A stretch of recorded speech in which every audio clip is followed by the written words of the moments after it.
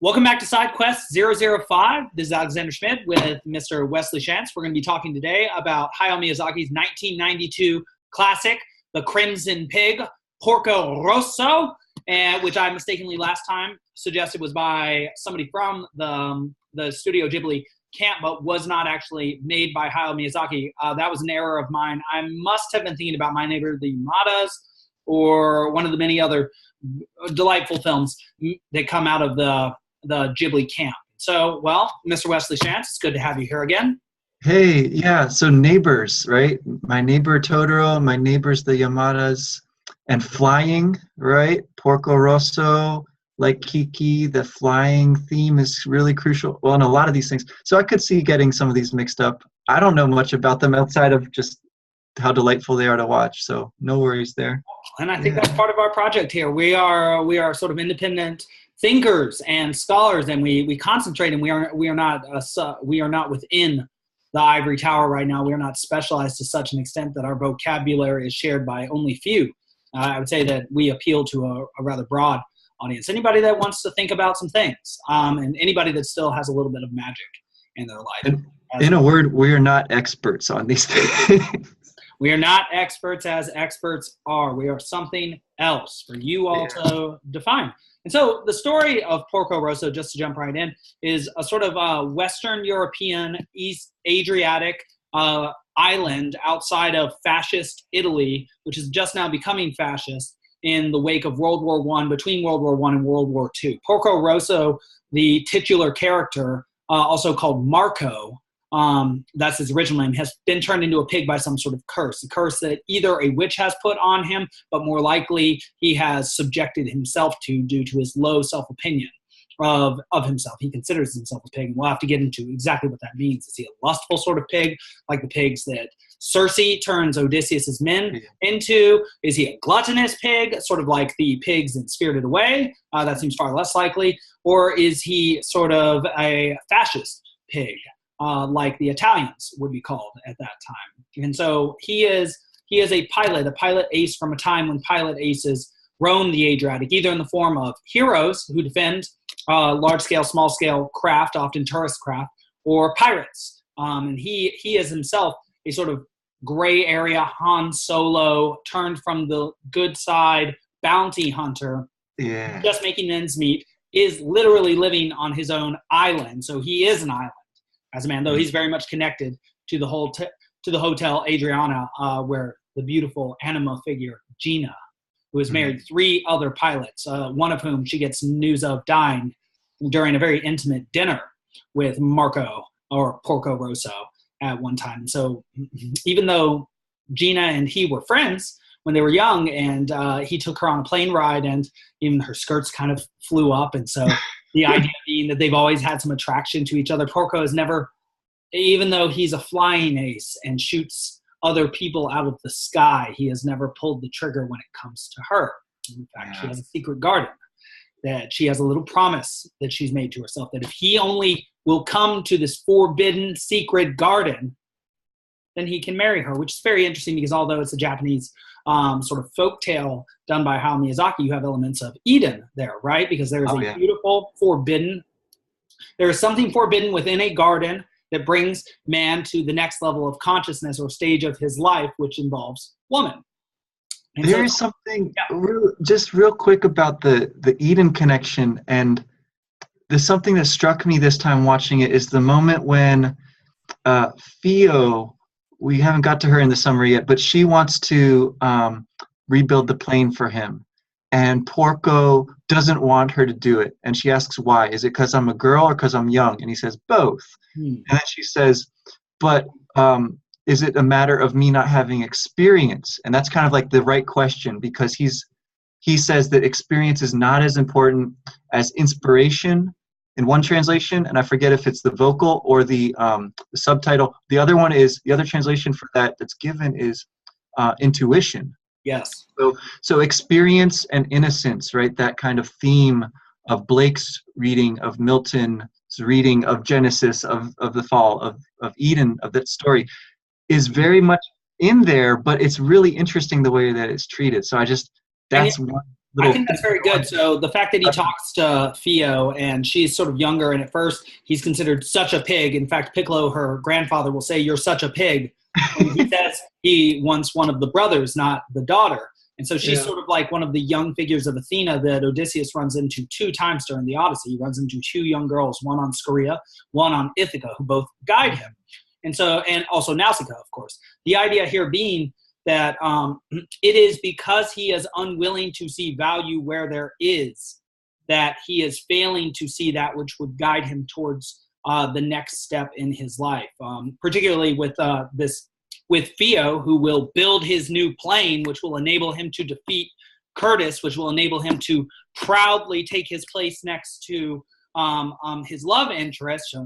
Her name is dropping down in my head right now. Gina, of course, Gina of the Hotel Adriana. And so one other interesting thing about that connection that you made is that his attitude in being juvenile towards asking out Gina, thinking like a lumpy young teenager, well, what would she see in me? You know, he was a skater boy. Is also his attitude towards the feminine is not only superficial in an erotic sort of romantic way towards Gina, but also towards a young woman who could potentially also be an excellent seaplane pilot. So it is precisely his unwillingness to look past his personal prejudices that keep him from the best things in life. Being with Gina, which is his ideal, and having the best plane he'll ever have that will enable him to definitively beat Donald Curtis, the American who wants to be a movie star and president, and his name is Donald. Well, yeah, but he's so funny. Okay, but I think he's also sort of an echo of Lindbergh. I don't know much about that history, but right, the first transatlantic flight, and then there's a novel by some major American novelist whose name escapes me, where he has like an alternate history where Lindbergh does become president, and it's like a pseudo-fascist America. So there's some interesting stuff with that, but there's also this, I think Gina, right, she also has a sort of interesting kind of romantic notion of Porco in turn, right? They sort of mutually idealize each other in a way that is beautiful and romantic and very much fitting for the whole tone of the thing, but maybe not, of course, as realistic or as productive ultimately as it could be. Well, and I think that's the garden, right? And if he ever comes to the garden, and if he ever says that he wants to marry her, then she'll say yes in a heartbeat, right? She'll that's the person that she loves. And even the song that she sings is a very famous French song called Le Temps des Cerises, which is the time of cherries, which is the time when they were young, the time of innocence, the time of naivete, when Marco or Porco had not seen his dreams of dying as a hero, like Aeneas watching his dreams of dying like a hero in the midst of the flames of Troy, had not yet disappeared, and Gina had not yet endured the pain of 3 seaplane pilots dying. 3 essentially Patrocluses to the Achilles, who is Porco Rosso, because he's the only one that will do for her, because he's the ideal. And so you're quite right that they live in their imaginations. They live in their mutual projections towards each other, which keeps them mutually bound away from each other and also from life. And what's interesting is that, so this is the time between World War II and World War I and World War II, where there's a tremendous development of aerial technology and change from, like, say, the biplane sort of with machine guns to the far more sophisticated bombers. And one actually sees that Theo, at the very end of the credits, has the sort of like plane that can leave vapor trails that may still be futuristic to us. And so a big theme in this text, or in this movie, I guess I could be like a postmodernist, everything is a text, but I won't be. I'll be, first rate. It's a movie, man. It's just a movie. So, right. And not only is it a time of transition for the technology of the people, but also for the mores and the laws, because, of course, seaplane pilots, or rather bounty hunters, are about to be outlawed, and so the way of life that Porco has known is going to end. But also personally or psychologically, it's a time of transition for him. And physically, of course, because I imagine the idea is that after he defeats Donald Curtis, nobly saving Theo, the young feminine, and then goes to the garden Regina was it Regina? I'm sorry, I'm forgetting her name again. No, but that's a good. I mean, she's the queen, right? Regina. Queen. Where that's the right. name comes from. But Gina, she goes by Gina. Gina, so it probably is short for Regina, the queen. Yeah. Or Gina Marie, which would also be even more queenly because of that word for Mary, Maria, the sea, from which all things come, and she lives in the middle of the sea. Totally.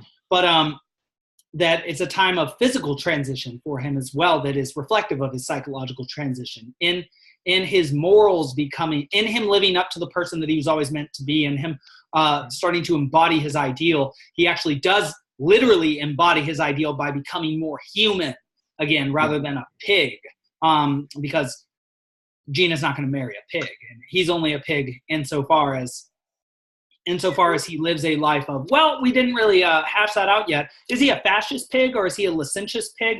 I mean, there is a moment when he first goes to Gina's bar and she's about to sing, and a lady says something to him. She says, "Oh, Porco, I heard you were fighting pirates earlier." And he says, "I'll tell you in private about that later." And she goes, "Ha ha ha ha ha." There's a moment also where he is asking some questions of Piccolo about his granddaughter in a way that makes it seem like Porco is interested in her. He's attracted to her or something like that. But there's also, there's something going on with her own, so Fio, right? Her name is like short for flower, it seems like. Fiore, Florence. She's that kind of, and she's also got this kind of vision of a very simple, like, I can go with this guy who might be dangerous and nothing bad is going to happen to me. And it actually works, it sort of does, because she's right about her ideal of him. And he's not right about his self-image, right? He's too hard on himself in a way. And he cultivates that around other people. That's what I get from that little pass at the girl at the bar. He's saying that because that's the thing that he's projecting to the world, right? Like, I'm a pig. That's who I am. Don't try to like make me into some good person. But Theo sees through that, and I love that innocence is rewarded. And it's close. It's narrow, right? She almost has to marry this horrible American, but Porco pulls through because of the plane that she built with the Ghibli engine. Did you notice the Ghibli engine? Yeah, I might have earlier, but not this time around. On the machine, when Piccolo comes in to show him like this great engine, it says Ghibli on there, and so yeah, I just love Acme, these little self-referential things. But so what I'm trying to say is, like, there's this really interesting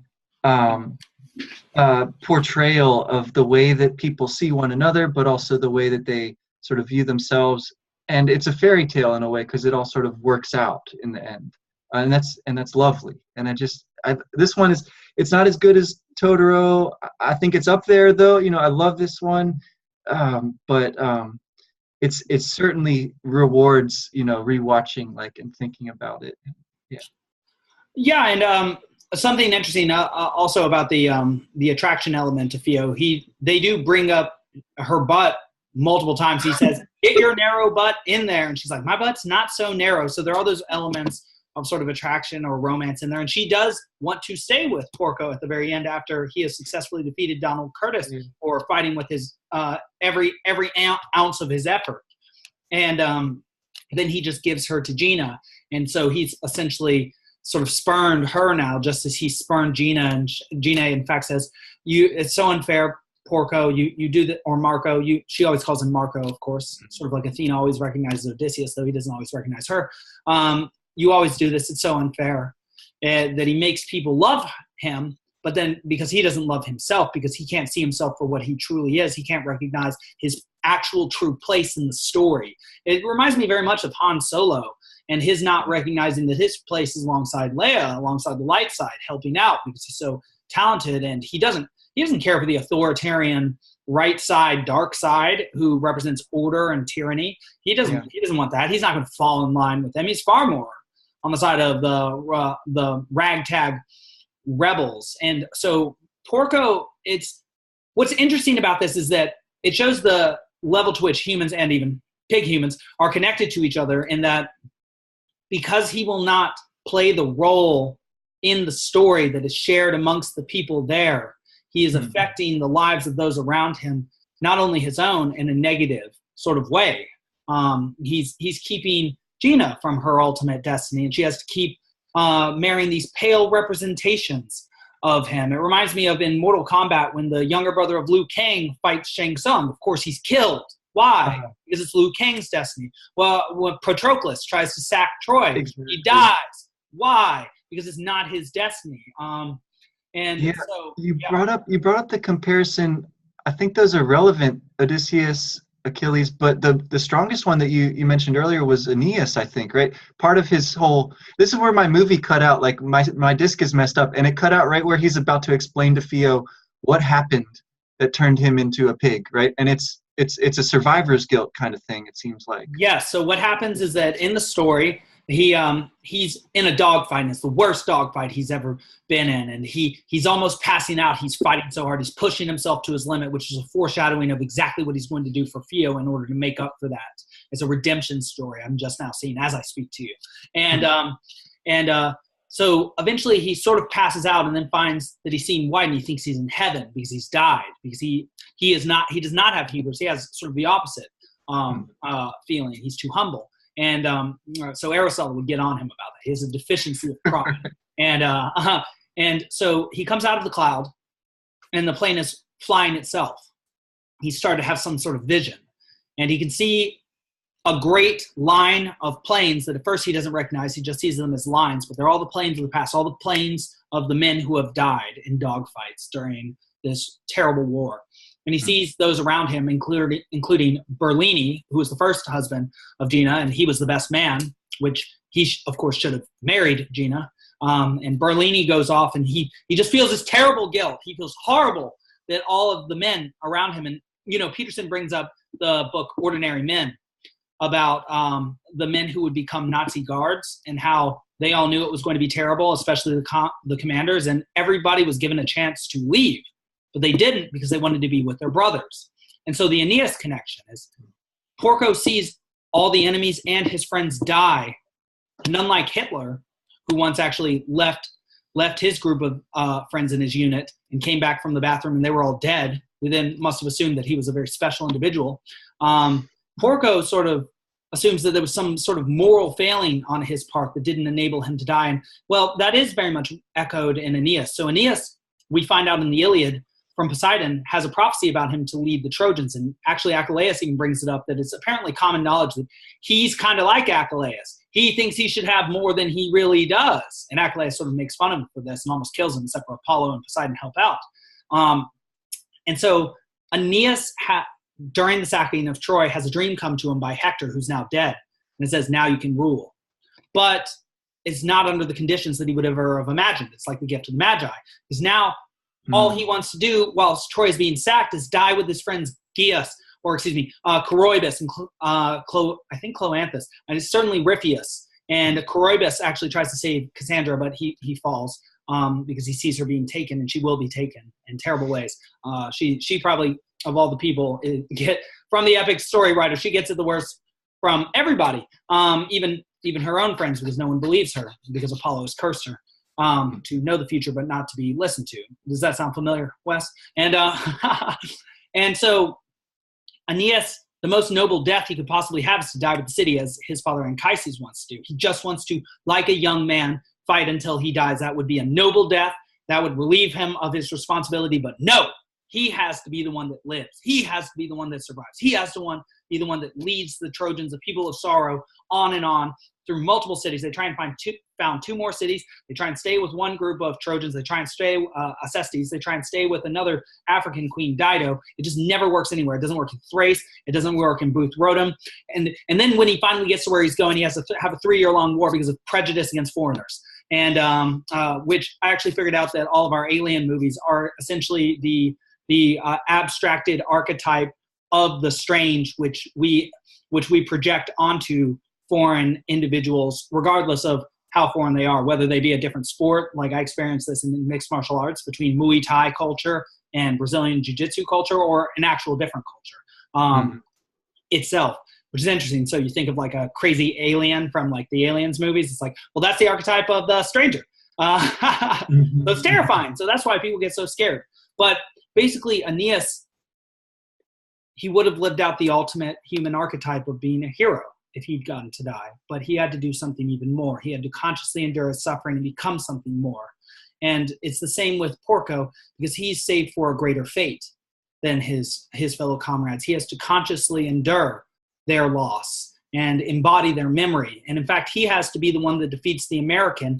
And the idea being there that the culture of the Italians, that old culture, is capable of bringing new technology into the future and having the right values which defeat even American values, which are portrayed in a sort of superficial way there. Like the American is like, yes, I'm the American. I'm going to win everything. He has a Texas accent. He's from Texas. He's so overdone American, but he's also the best fighter pilot in the world and the fastest fighter pilot in the world. And Porco beats him, restoring honor to his people, his class of racer / fighter, and to himself.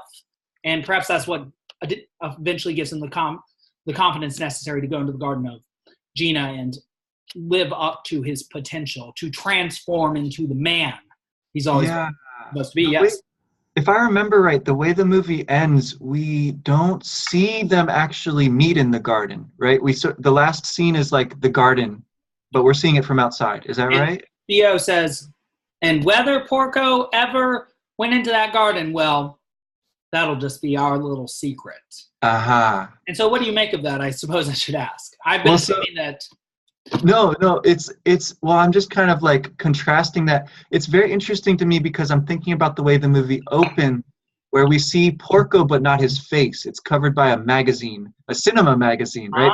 And so we don't see the thing. And in both cases, we're left to sort of wonder, especially after the fact, right?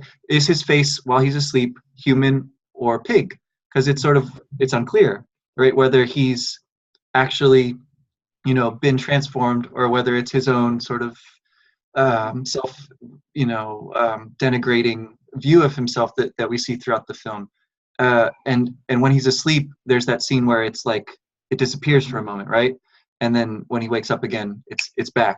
So well, it's very peculiar because Theo looks up at it for a moment and he's looking at bullets. He's making sure they're not rusted so that they don't catch in the machine gun he has. So he's being very thorough. The reason he's being very thorough is because he's about to fight for Theo. And so he's doing a noble and sacrificial sort of thing. So in that moment, she sees through. Exactly. If you couldn't see, Wes just made a hand motion like this. She sees through the persona the gravelly persona that he tries to put out to the good-hearted man he truly is. And it's so unfortunate that he can't see that for himself because the one picture left of him is one with him, his good friend Berlini, Gina, and he's scratched and a plane, and he's scratched out his face on that. And so, in Ghibli, not only do we get several flying machines, but we do often get people turned into pigs, transformed into one thing or another. I mean, even No Face, is sort of a transforming sort of entity. And, of course, Chihiro's parents from Spirited Away turn into pigs, but for their gluttony rather than their licentiousness. Though those aren't so different from the medieval codices of sin. So I'm told from the Dante scholarship, gluttony and lust being both physically oriented are very much close. There's not a lot of, there is debate about which one is the lowest on the pecking order of sin, betrayal being the worst always.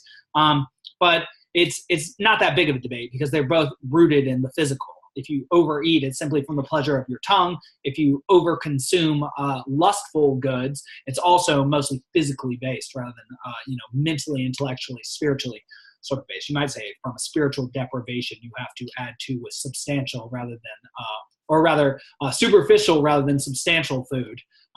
You try and eat yourself into a meaningful life, which does seem to be part of the treatment of bulimia. Yeah. Well, so thinking about like what that's about, like not seeing his face in the beginning and then not seeing the inside of the garden at the end and the actual meeting at the end, it's a really interesting kind of reflection of what happens in the fall, right? In the fall, the first thing that you notice is that you're naked. you're like, oh, whoops, right? And then you sort of have this cascading effect of, oh, okay, the shame of that, and what do I do about that, and what do I do when God finds out about that, right?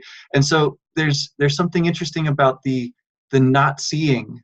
Okay, Which, I have a lot to say on that, but yeah. before that, one claim made by Gina when she's proposed to by Curtis is that Americans fall in love all the time. Love is more complicated out here.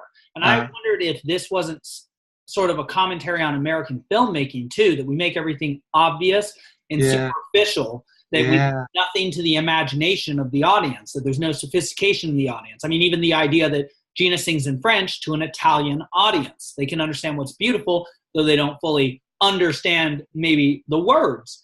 And so I was wondering also if that, and I think your connection is a brilliant connection, but also whether the idea of leaving something unsaid is part of the true art of filmmaking or a story, that because where does the story exist? On the screen, in the person?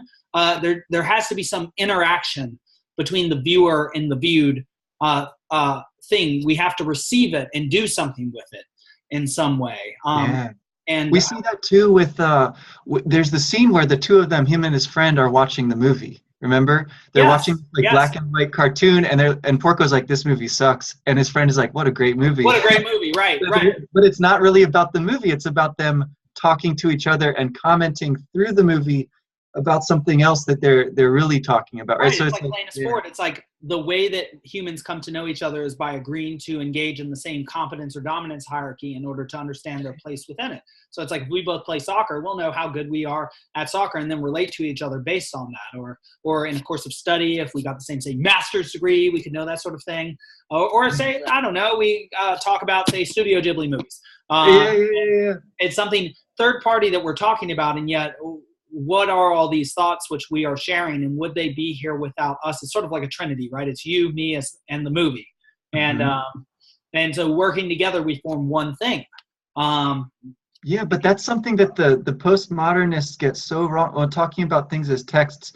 It's great to have a shared thing to look at, but if you start to dissect that to the point where you can't even talk about that, then you're in big trouble, right? Then everything just goes out the window without some kind of basis in a shared experience, right? So I mean, I've said this sort of thing before, and I think we're going to continue to dissect that which they offer to us, because we have to.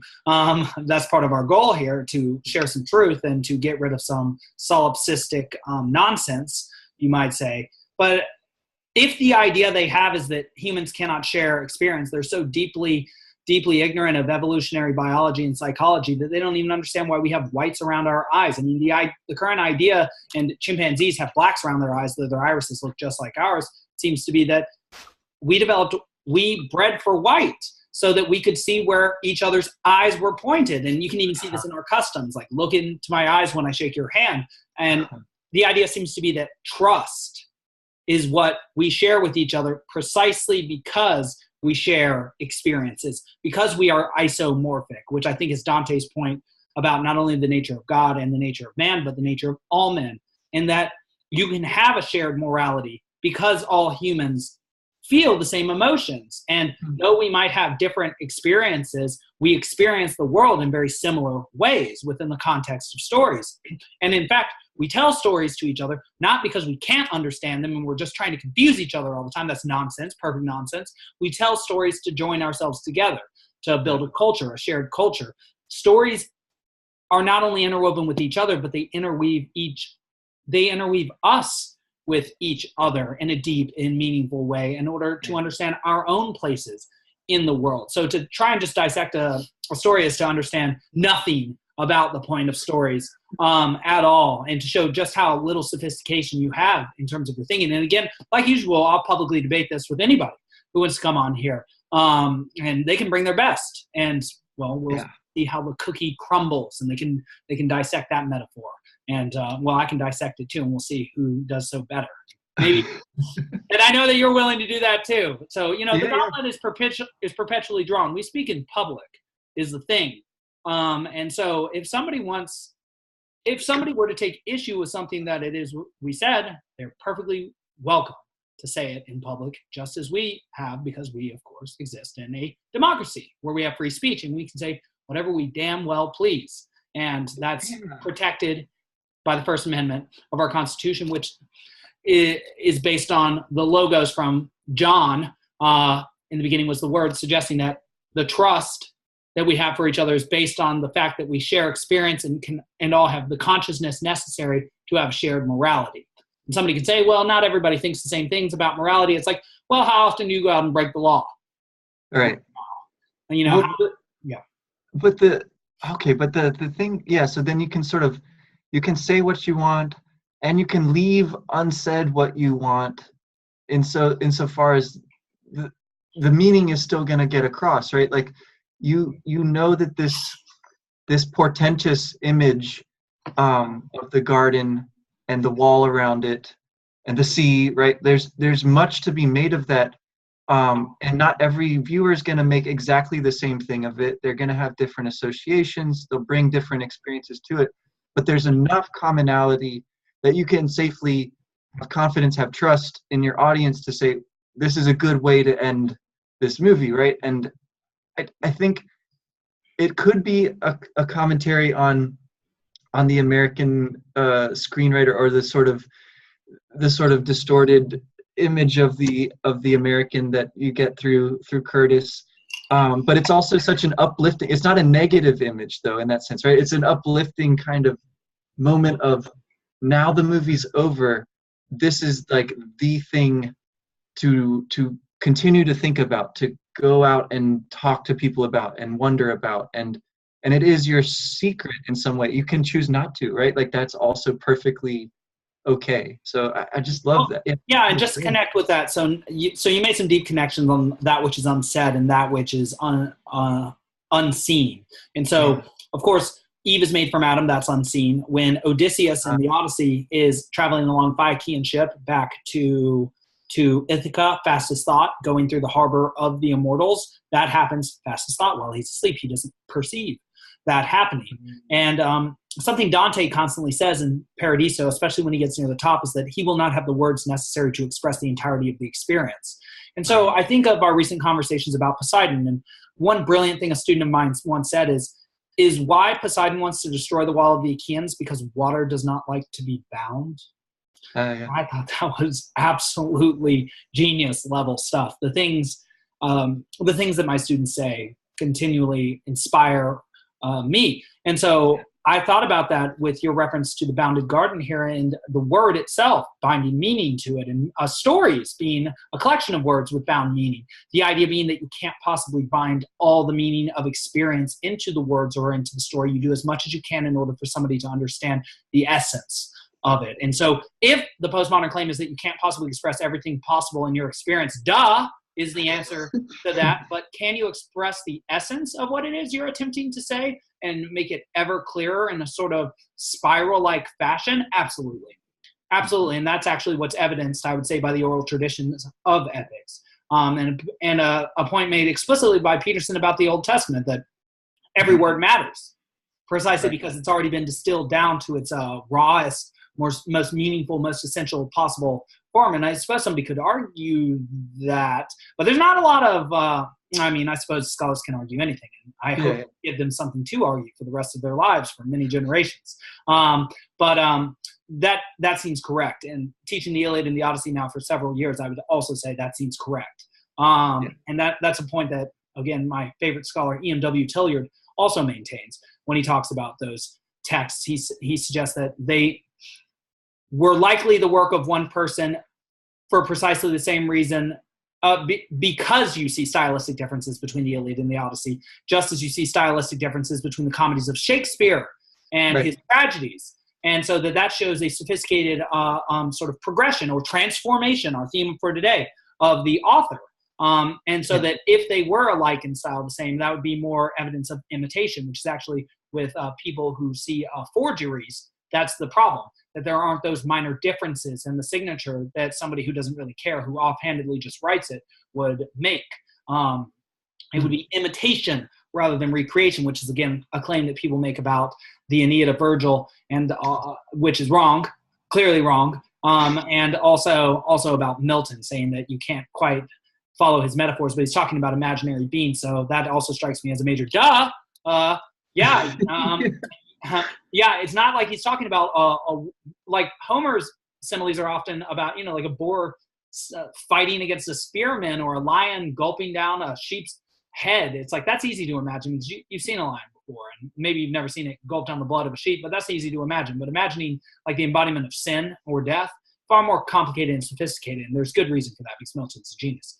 And so just to come back to what you're saying, I think that the idea that the postmodernists have that we can't express all that it is that we've experienced and think is correct to a very, very limited extent, because what we're trying to express is never the entirety of an experience or story, but the essence of it. What is it that we learn from it? In fact, if you ask a student at the end of the class, what'd you get out of class today? And they give you like one sentence, and it's like, yeah, that's it. Did you get the essence of the lesson? Did you get the theme? Did you get the value?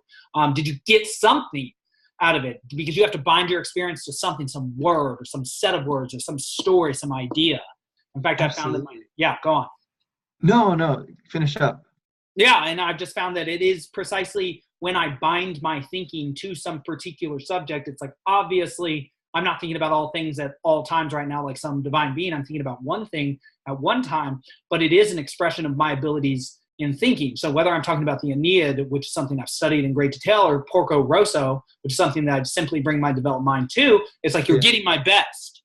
So right. It's not as if you're receiving a limited message from me right now. This is a representative sample of what I can do.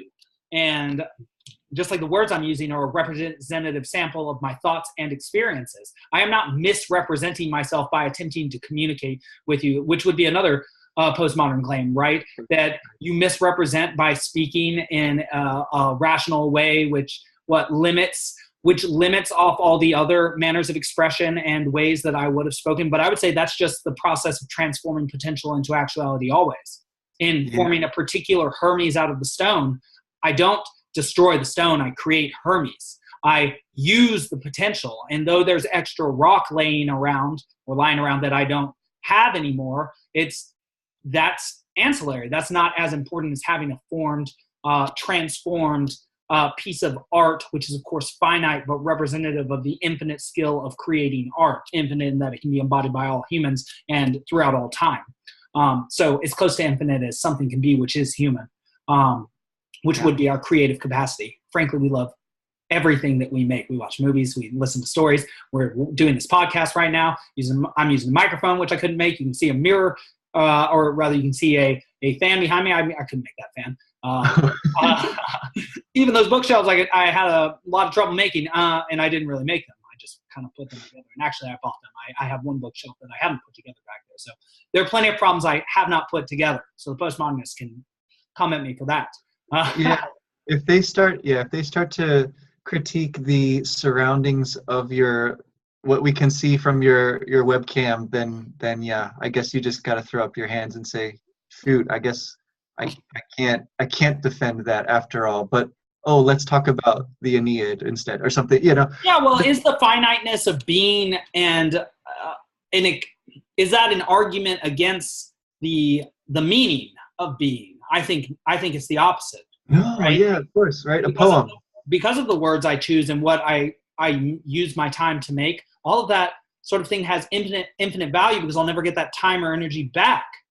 And so how I express myself and what I put out into the world is far more me than any ideas I keep in my mind. I mean, in the original Blade Runner, when the replicant is dying at the end and he says, all those memories I've had, and he describes seeing a starship off some nebula blowing up, an experience incredible that nobody else has.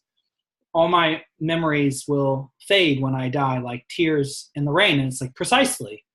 That's why you need to distill them into some piece of art that can infuse a message into somebody else that can then use that message to good effect in order to transform the world or something in the world for the good. I think that's the idea behind any sort of institution, the Jedi institution, or even a real institution like a state or a religion. The idea is to pass on the values to the next generation of humans, just as the leaves are on a tree, so are the generations of man. And so blithely thinking that we're just going to live forever without consequence, like the meths from Altered Carbon, I think is a foolish way to live, and a deeply ignorant way to live, and an unethical way to live. Recognizing that we have limited time and capacity, and therefore apply infinite meaning to the few things and few people in our lives, makes our lives more meaningful, makes us take more responsibility for the things in our lives rather than the ideal lives that we're not quite living yet, that we've gotten from some foolish sci-fi movie where they're floating cars. And it's like, oh, we live in a terrible world. It's like, well, look at every other country around us. It's like, we have more than any of them. And is this really such a terrible place to be if you compared us to all the other places in the world? You know, maybe some other places in some other ways compare favorably to us. But frankly, I live in San Diego, California, America, in the 21st century. And I have running water, I have heat, electricity. I can do this with you and peace, and can focus on Japanese movies and the great study of the Aeneid and Milton. I am awarded many, many wonderful gifts from this place, and I wish to pay it forward precisely because of that. And just to give a metaphor from today, I was dragon boating, which is sort of like rowing, but you're faced forward. And something that they said is, and just for the nautical metaphor, because obviously the ship of the state is a major metaphor in not only the Roman tradition, but also the Greek. But something that one of the advanced rowers said is, it just takes one person to rock the boat and to mess up the stroke. And I thought about that, and I thought about the idea of Lucifer, and I thought that's exactly right. All of this that we have around us is so precious, is so fragile, and far more impressive than trying to destroy everything around me and saying that it's all arbitrary, not even knowing what that word actually means. That means made by choice, which can be a rational choice, by the way. And that's what an arbiter or an arbitrator actually is when you go into arbitration. So, you know, perhaps we should do some more learning before we opine on large scale. That's coming from a teacher. And so, I'm sorry, I'm losing again. Dragon boat, you were facing forward. So it takes one person. It's easy to destroy good things. You can trample through a flower garden easily. You can give up a difficult ethical pursuit. I mean, that's something I was thinking about. We often make it out as if, like, say, an Olympian, we're just born to be an Olympian. It's like, how many days did they train? And during those days, how easy would it have been for them to give up or to get injured, or even during their final race to just not give enough?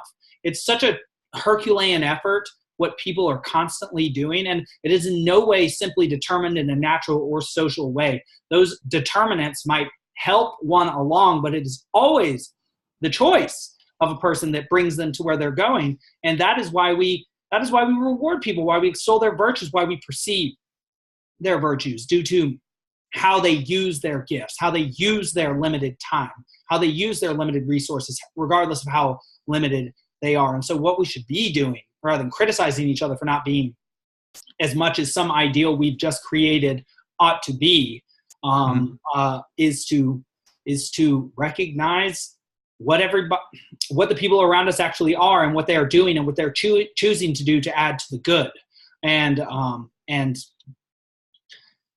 Well, I'm forgetting exactly how it was I wanted to end that, but I think rather than recognizing the limitations of doing good, suggesting that we can't ever reach the ideal and that there's no reason to do that, we might then notice that we have an eternal game that we can play generation after generation, which is to pursue that ideal, and that pursuing that ideal takes constant effort and harmony with others, and that it is very easy to upset that ideal, and it's precisely because of that is the most fragile and most beneficial and most time-worthy and ideal, most worthwhile ideal we can pursue together. And that putting something together, which is beautiful, is far harder than destroying something which is beautiful. And that what I would say characterizes what we're trying to do, as opposed to the postmodernists. They're trying to rip down that which is beautiful because it is imperfect, whereas we are trying to improve that which is imperfect precisely because it is imperfect, and we have derived every benefit from it. And it's also to think about, like, if Porco Rosso starts out alone in his little grotto, you know, his beautiful but lonely existence in the lagoon. And then he ends up, certainly not perfect, but at least reconnected to the people and the person that he's meant to be with and that he loves. Then I think that's a brilliant image of precisely the challenge that sort of explodes around that time in history with the world wars, right? Of this kind of nihilism and this loss of faith in humanity, this loss of trust, but that there is this like very clear artistic expression of that here, even if it's a little bit lighthearted and silly at times, like that movement from the pig to the man, and the lonesome, the left by himself, to the reconnected, and from the barren to the garden, all of that, I just think it speaks for itself, really. Yeah, and I think we can make infinite connections too. There's a connection to the Iliad in that he fought during wartime and then had to experience the Odyssey, which is the return home. And so, the two poles of existence, marriage and war, which are portrayed on Achilles' shield. And so he understands war and he survives war, but what he has to come to understand is marriage and the making of the home. It's like, what is next? And I noticed a twinkle in your eye when you're saying this sort of thing, being lonely in a beautiful lagoon and not accepting the feminine in one's life. And it's almost as if I hear myself being described in this sort of talk. I don't know that I look like a pig, perhaps act like one at certain times, and perhaps look like one too. Who knows? No. You can feel free to read that in if you want, but I think that's a wonderful message, because what is more perfect than establishing a functional and helpful home, especially in a time of social discord? He's already done the fighting. He's done as much as he could do fighting. He's won the greatest possible battles in group and individually. What is the last battle that he has? Well, the battle within himself of taking his proper place has alongside Gina in the garden, the new garden, the garden fought for, you might say, not the earthly paradise at the top of purgatory for Dante, but the celestial paradise. And there's also a beautiful idea in there that it's not through legislation or change of government which is going to bring about an ideal state for people. And an ideal state will never be a political state, but rather a state of harmony within the family unit. It all starts with the family unit. Harmony can't be legislated. You have to work for harmony in the everyday. You have to sprout it, and like in a garden. And that's why I believe they meet in that garden, and that Porco finally wins that last battle, which is how to put the sword away, how to lay, because that is often his excuse, right? Sorry, baby, got to fly. He's got to fly. He's a young man. He's got to go out and make his name. He's got to fight. But now it's like, well, protect, create, rebuild. Can you do that? Can you be like Aeneas? Can you do the far harder task of not dying in war, which you were not fated to do, though that was a noble intention?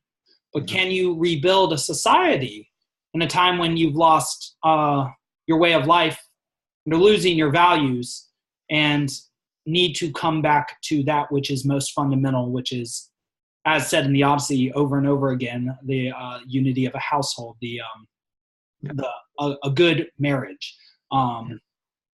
Well, that's the twinkle in my eye. I think that's you saw it, and that's what it's about. I'm about to go and eat some food, and so it's time to put this sword away, I think.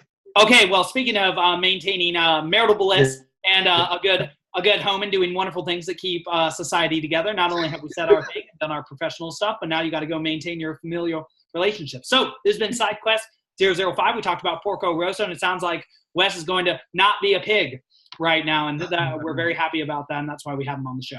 I'm so isomorphic right now. All right, thank you all. We'll be back in a week or two.